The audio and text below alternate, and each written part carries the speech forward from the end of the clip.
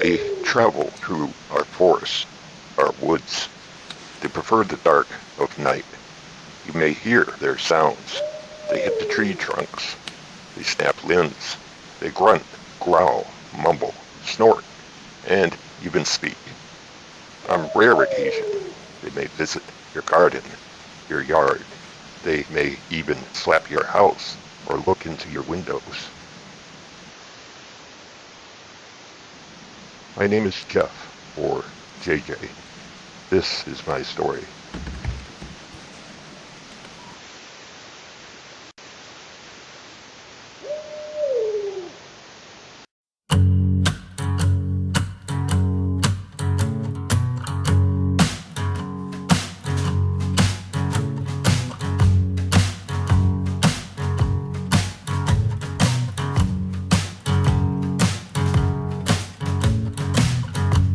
Was a modern-day gypsy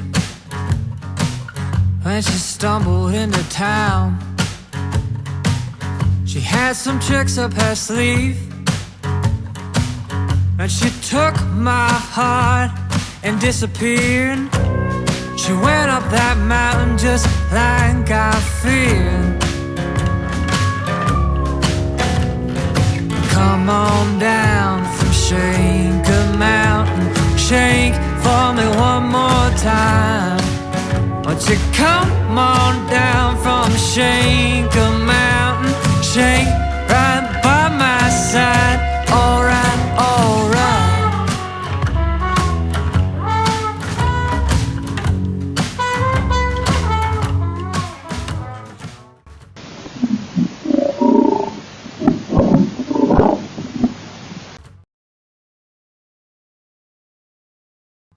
I'll try not to bore you too much as I tell you about myself.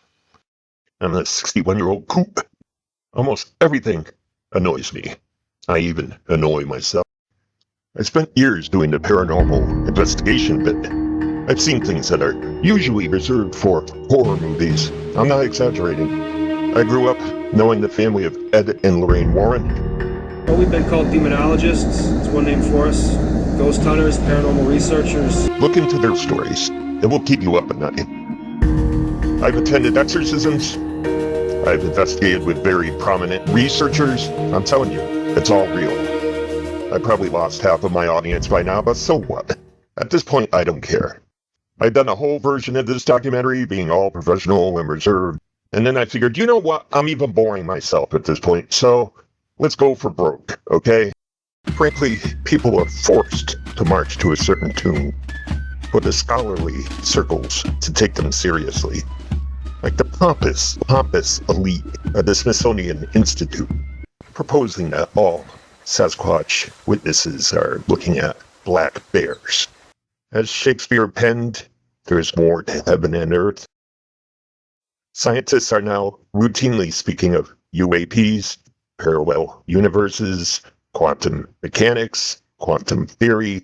Yes, the universe is far, far more expansive and mysterious than those stodgy pioneers of naturalism ever suspected. Now, obviously, I'm not a scientist nor a scholar. I'm an investigator. I work custodial duties at a restaurant. I'm a freelance artist. I self-published a novel, a supernatural mystery. Am I open to any and all possibility? Yes.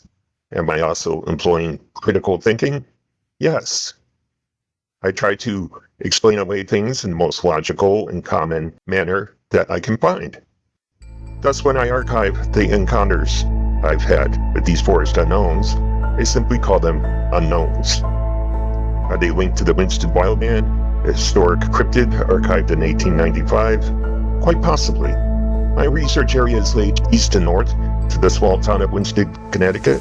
During 1895, a number of sightings involved a nude, hair-covered wildman in that general area of the state of Connecticut. Posses of armed men were formed, searching for the unknown. Newspapers in New York and Boston covered the ongoing hunt. Obviously, the wildman was never found, nor shot. Some thought it was an escaped guerrilla.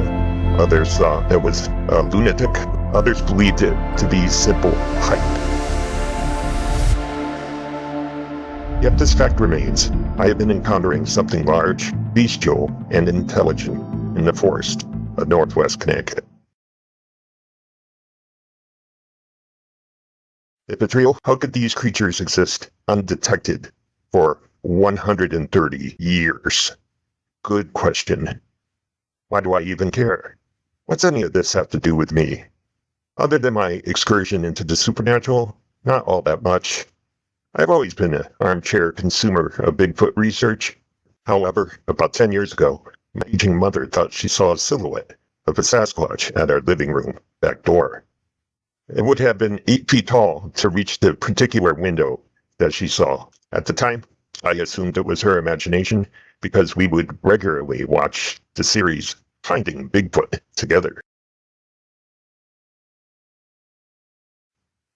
Come the year 2020, with my workplace shut down for 4 months, I started exploring the forests around my home turf in northwest Connecticut and southwestern Massachusetts.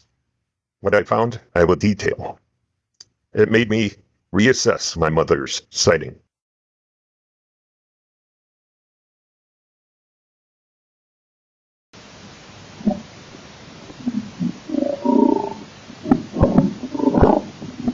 For years, I've held rather base-level jobs while caretaking my elderly parents.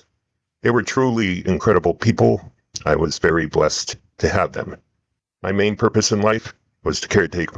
Other than making a place of business clean, what was my life's purpose now that they were gone?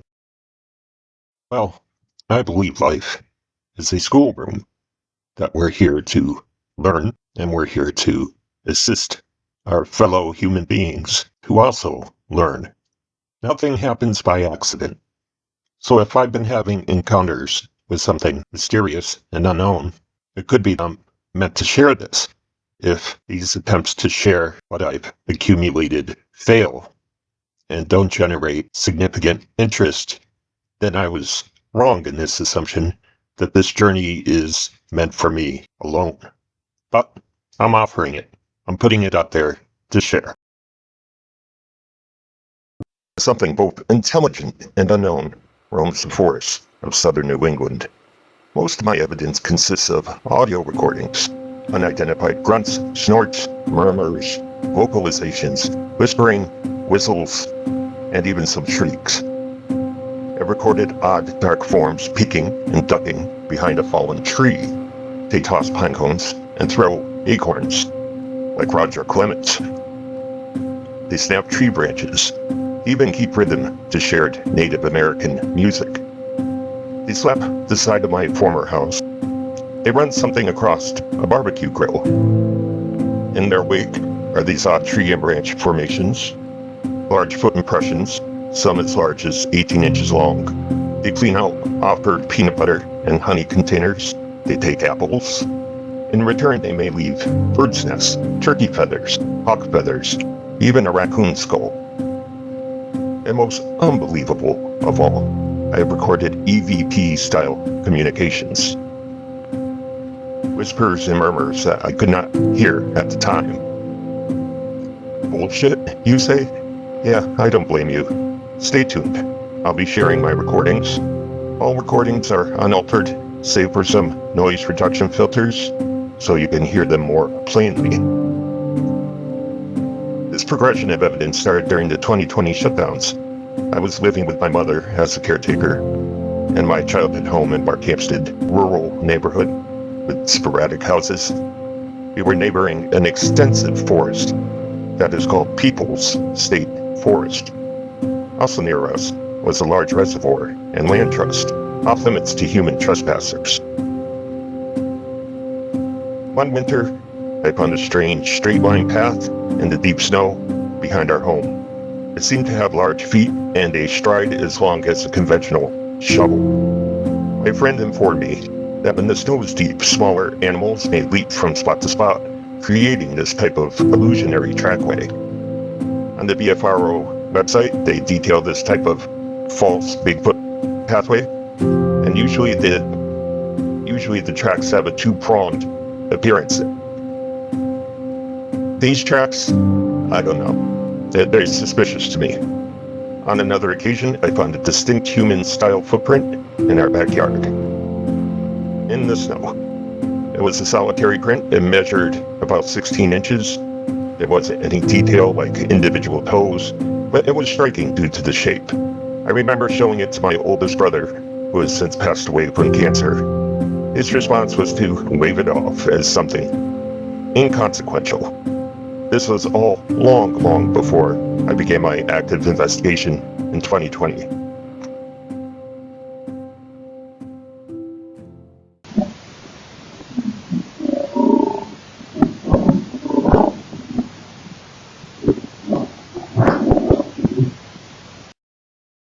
My old friend, David Myers, is an avid bow hunter. I have known David since grade school, way back in the 1970s. He's a very grounded person. David messaged me concerning a large triangular branch formation he discovered. This was fairly close to my property, on public land, just basically up the road. He was looking for evidence of deer and turkey in these woods. Instead, he found these tree and branch formations and even stumbled upon large, Bigfoot-looking foot impressions. If they fell into this position, none of the trees in the immediate surroundings are large enough to support branches of those size. And all the trees still have their tops, so they're not topped. They have trees that haven't been topped. Most unusual was this large tree we found, balanced on a high stump that apparently broke from. Did the tree fall and incidentally balance itself on the stump? No way. Just no way. This tree was manually balanced on this very high stump. I mean, the tree has large overlap. Much of the tree is overlapping the stump.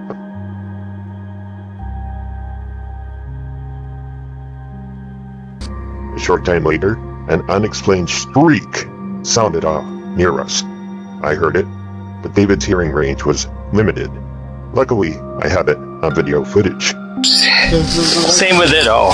But that raises my other question. What's normal? What's going on over there? What you see? You hear it?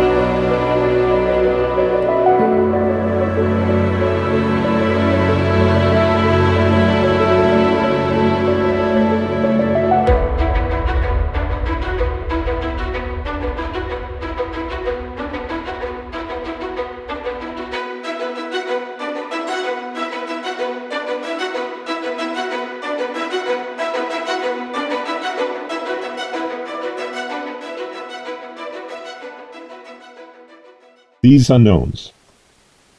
They can apparently move and manipulate large trees, medium to large sized trees. We discovered a tree near the brook. And this brook is awesome, by the way. It's a small brook, but it's spring fed. The water is pure and fresh. It's naturally filtered. It's just a wonderful water source for whatever in the forest would need it. Anyhow, we found this medium-sized tree snapped about 30 feet up the tree trunk, and the top half of the tree was stabbed perpendicular into the ground, stabbed so perfectly and so straight that you would think it was its own tree growing right out of the ground. Now that is incredible, that it would be so perfectly straight and coming up. Now, a broken tree that was broke off by severe weather, it could end up falling and stabbing into the ground, although most would end up on their side, right? That would be an obvious thing. A naturally broken tree can fall, and the broken sharp end of the tree trunk may impale into the ground, but chances are it would impale, like 3 inches, and then it would lean off to the side. That's what you would expect. It would impale down in, would say more than 3 inches, 6, 7 inches, but inevitably the balance would not be there, and the tree would lean to the side. That would be a natural thing to expect. This tree looks like it was planted the way we would plant a daffodil in a flower pot. This tree, which had a lot of weight, was thrust into the ground perfectly, perpendicular, right-angled, planting into the ground. I'm not sure how deep it went. We didn't dig, but it must have been substantial to hold it perpendicular at a right angle, coming up out of the ground as if it was growing there. Now, if it had come off of this tree, I could imagine it, but it came off of that tree. Jabbed in a perfect perpendicular angle. Isn't that nuts? And it didn't fall. It almost looks like it was put there. Who knows how deep that goes? That could go like a foot deep, you know? Of course, granted, something this big falling Would be have a that lot deep, of weight. but it came off of there.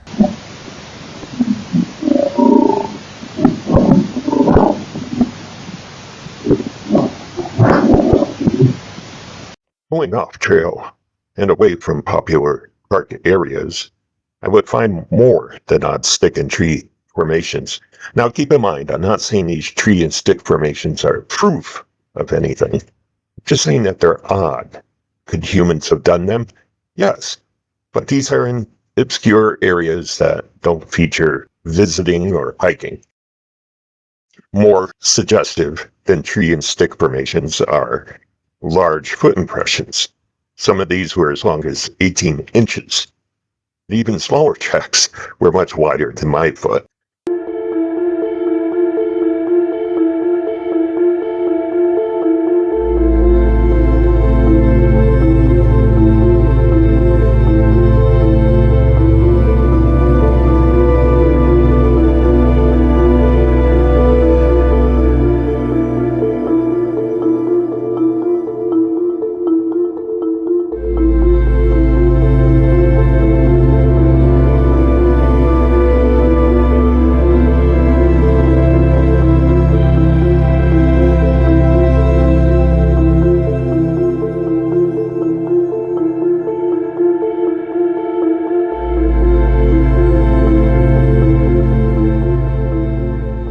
Singular tracks were often found, which skeptics tend to dismiss. But there's a possible reason for these solitary singular foot impressions. They could be created by a foot stomp. While exploring these forests, one would often hear the deep muffled sound of a foot stomp. Hypothetically, this could be another audio alert system, like a tree knock. Multiple impressions seem to have the suggestion of a big toe with a rounded digit slightly separated from the other toes, or protruding forward. It's been noted with natives that don't wear footwear that their toes will be splayed wider than those of us who normally wear footwear. Some of the most compelling tracks found were those leading into my backyard. This was years after that mysterious snowpack I found. These tracks, once again, seem to show rounded toes.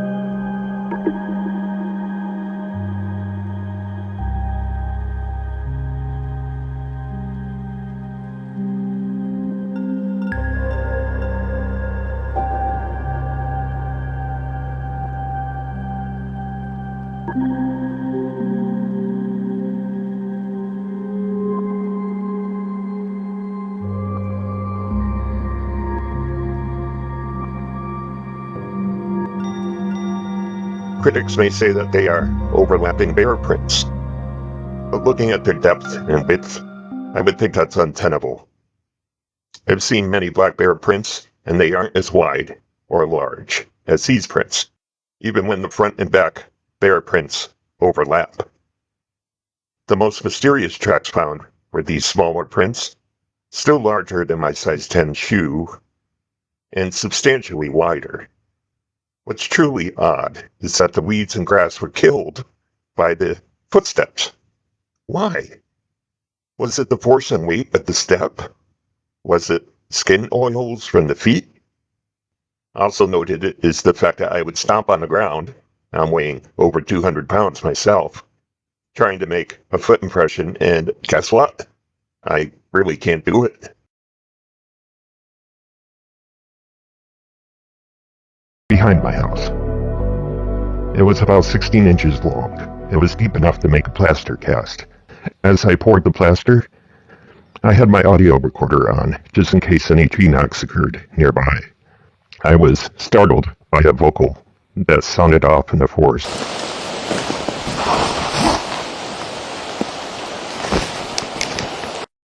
Wondering if someone was watching and reacting to my plaster project, I ran out toward the sound. There wasn't any sign of anyone in these woods.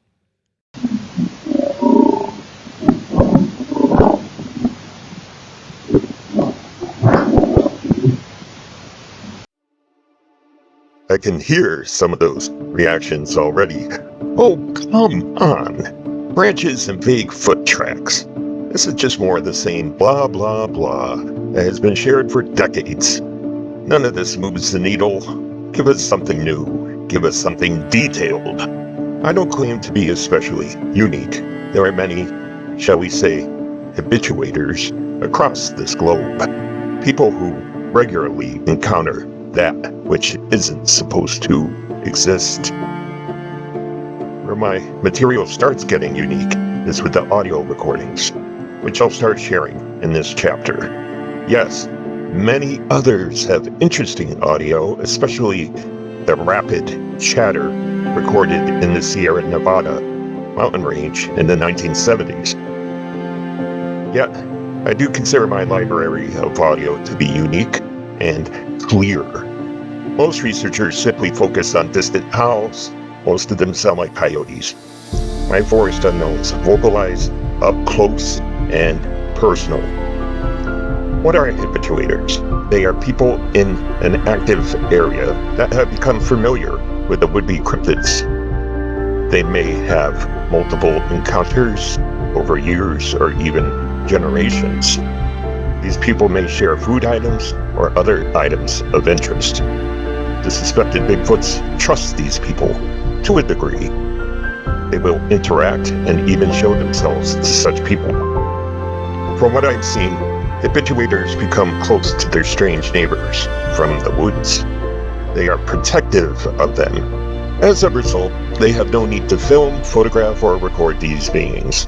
The evidence collecting may complicate the relationship and bring the wrong type of attention to their specific property.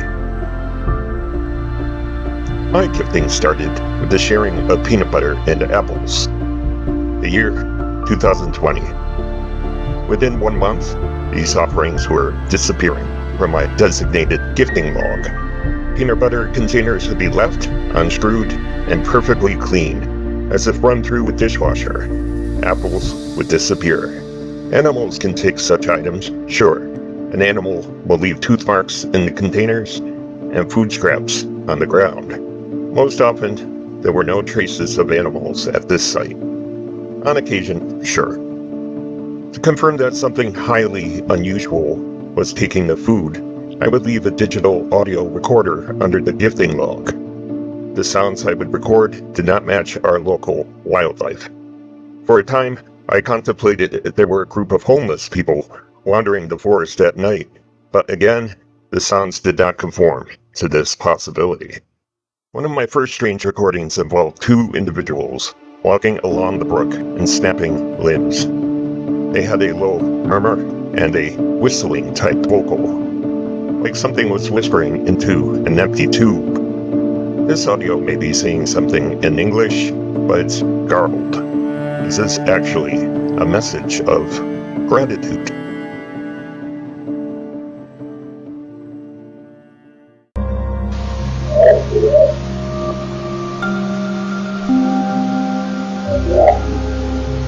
I was shocked, stunned.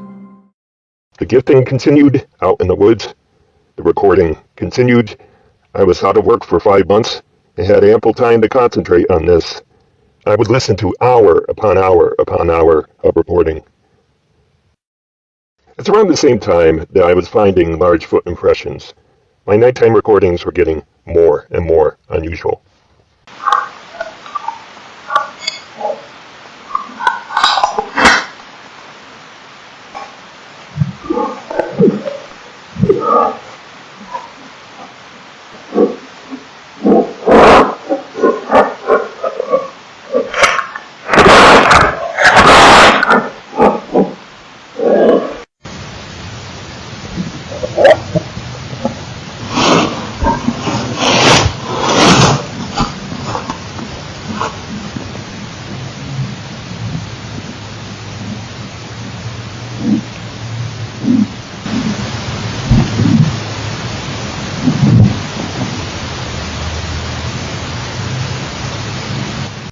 I was recording animal sounds that did not conform to bears, raccoons, coyotes, fox, deer, moose, owls, fishers, bobcat, or anything else I could think of. These animalistic vocals would often seem primate-like, especially with the panting and grunting, but they also would use pauses and syntax.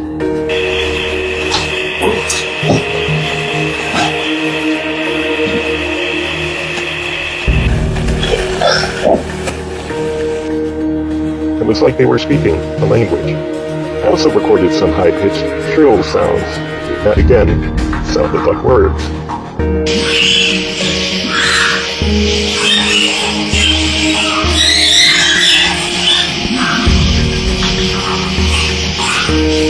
The child of whatever these unknowns were.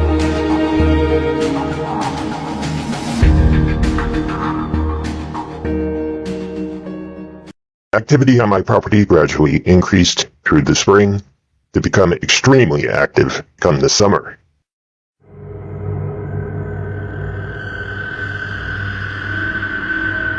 In June, the unknowns paid their first visit to my back garden and my backyard.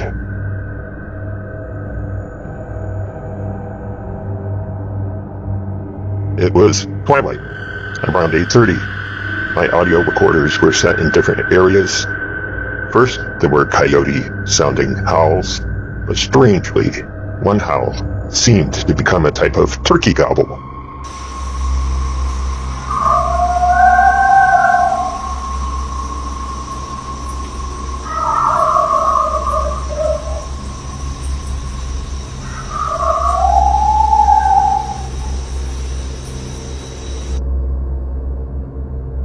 Very, very strange.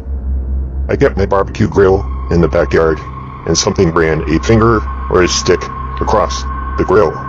You can hear the distinctive metallic sound.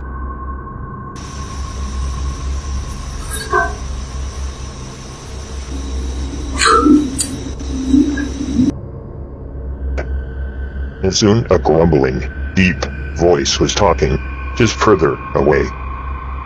Listen to the last bit of this recording. In my opinion, it sounds like it's saying, good water, good health.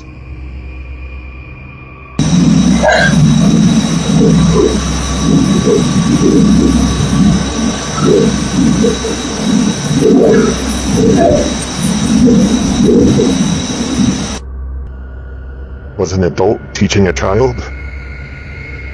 Around the back garden, there were small water gardens that were murky and muddy. They were bad water sources.